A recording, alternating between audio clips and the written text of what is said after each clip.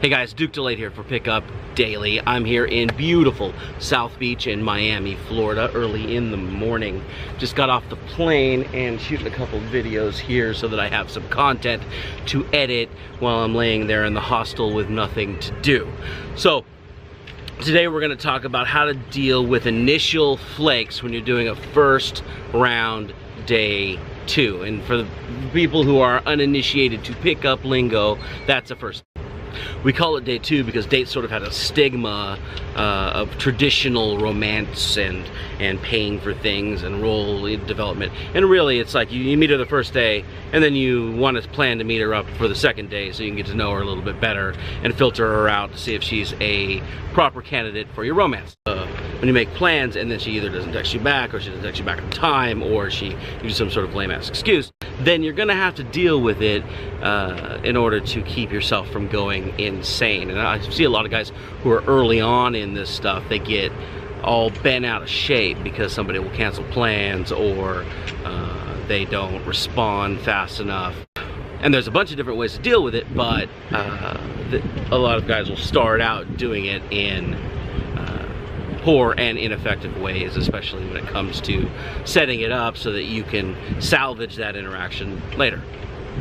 So we're going to talk about this stuff and more on this episode, Pickup Daily.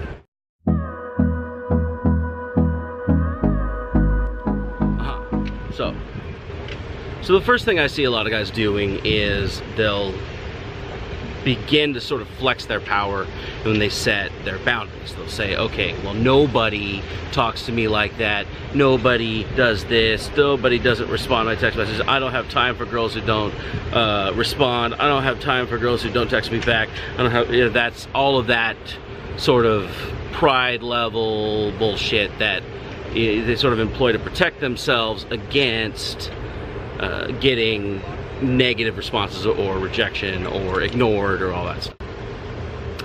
That's good, especially if you've been walked over a whole bunch and you just sort of let things happen to you and you never assert yourself. Well, yeah, you gotta practice asserting yourself, then you'll get better at it. And they say that you train people how to treat you, and if you train them to just sort of cancel on you and there's no repercussions, then obviously they're gonna just continue to do it. And worse off, you're going to continue to think that that's the norm, and then you're going to let other people treat you that way.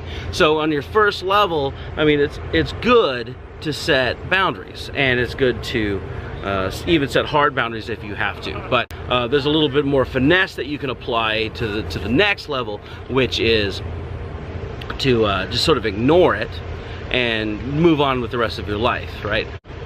A lot of guys, when they first start getting into this stuff, they'll get a whole bunch of numbers, they'll go text them all, they'll filter out, maybe they'll get 10 or 20 of them, they'll filter out, 3 or 4, and then they'll start going back and forth. Well, maybe one of them will turn out into something where she's willing to meet up. And then when that one doesn't respond, you sort of lose the opportunity, and there's all that work, and it's like for nothing. As you move along and you get better and better and better at this stuff, you start stacking up, and you don't actually have time to follow through with everything. At the end of the day, you're going to have to prioritize the ones that are going to respond, the ones who aren't, and generally the ones who don't kind of fall off. So the more and more abundance that you have, not just the abundance mentality, but the actual abundance, because you went out and approach, and you got a whole bunch of people kind of into the top end of the funnel, the more opportunity you have and the less you're going to care about the ones who flake, right? And that's sort of a better way to handle it. You don't even have to set boundaries anymore. You don't have to be like, hey, okay, you don't treat me like that, you don't do that stuff. It doesn't matter, because you basically forgot about the person who didn't respond and favored the ones who did. And that sort of natural selection with a larger quantity of people in your social circle going to help your rejection feelings, just because the nature of the higher quantity of people in your life is going to elicit a different type of attention. So it's okay, especially if you've never set boundaries before, if you don't have a lot of opportunity, it's okay to just sort of, okay, I don't put up with that, and just sort of cut it out and not think about it. If thinking about it's going to come up and eat at your brain for a while, but vocalizing that stuff and like setting those boundaries, that's more for you. It's not to manipulate or shape or mold somebody else's behavior, because other people's behavior is not you can't really change it all that much. You can just sort of redirect it, kind of like in the last vlog we were talking about the conversational flow. It's the same thing. They're gonna act the way they're gonna act, and then you can sort of like, oh, hey, here's a boundary, here's this, or whatever, and they can act within those or not, but you have to be willing to throw consequences against them if that's okay. And generally the only consequence you actually have power in, without being, you know, coercive and manipulative, is to leave the situation, is to no longer give them your time and your attention. And that's, you know, relatively a weak play unless you're providing a whole lot of value at the get-go.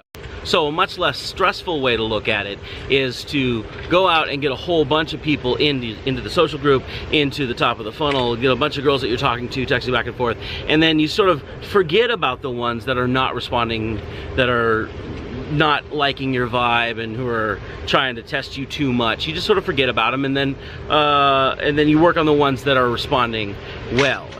And the success of that strategy is fully dependent on your ability to top load a whole bunch of girls into the top of that funnel. So that's my answer today on dealing with flakes and the mentality. I do this every damn day. So until tomorrow, stay awesome.